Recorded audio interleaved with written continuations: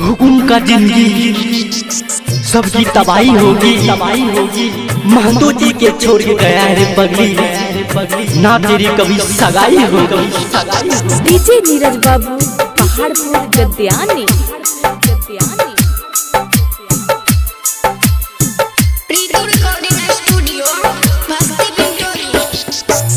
जहिया से जान हमर छोरी चल गई, टूट गेल दिल मुहा मोरी चल गई। होकर बिना पूछौ न भावे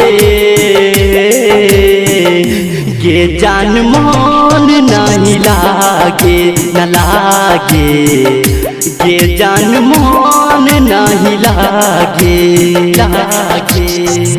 जहिया से जान हमर छोरी चल गई, टूट गेल दिल मुहा मोरी चल गई। ओकरा बिना पूछौ न भावे के जान मन नहीं लागे न लागे, के जान मन नहीं लागे। जो न गे खुश रहे पिया के घर के छोरी, जो न गे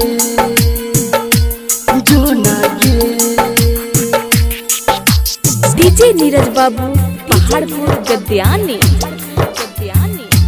हाँ सुनसान लागै छै गे घरबा दुआरिया, छोरी चल गईली अपना पिया के नगरिया। छोरी चल गईली अपना पिया के नगरिया।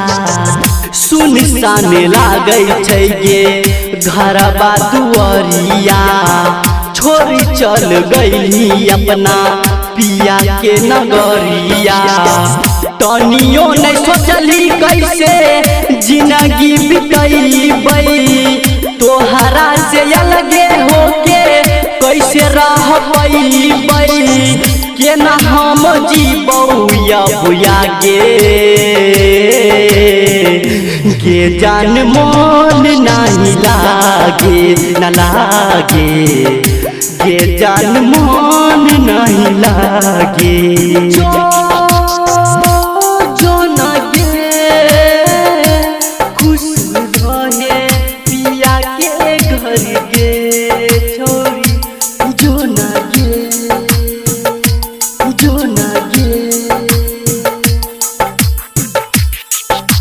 डीजे नीरज बाबू पहाड़पुर गद्यानी।